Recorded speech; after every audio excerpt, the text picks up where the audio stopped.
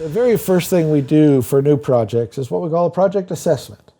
And so I will ask them, okay, what's the address of the property? Or if it doesn't have an address, what's the tax map key number? And we look it up. And then we find out what the zoning is. And then we find out what the setbacks are and the allowable uses. Because this is a big deal. How many houses are you allowed to have on the property? Typically, property is allowed to have a main house and ohana, or cottage, as it's known more commonly. But here in Hawaii, we call them ohanas. And ohanas are highly regulated in terms of their size, how big they can be, how much of a covered lanai can they have, or a deck, or these things. Or the number of them that's allowed on the property. So we will do all of that assessment from the very first conversation.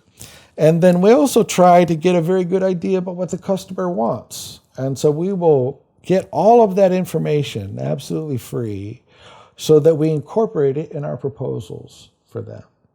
Usually we give them so much information, they just think about it for a while. And then they come back to us when they've made up their mind. We like to get information. If you're a new customer, if you have a site plan of the property or a survey or anything, we basically want a copy of it.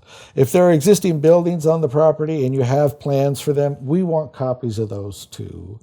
We really want to get as much as we can that's available for any particular job.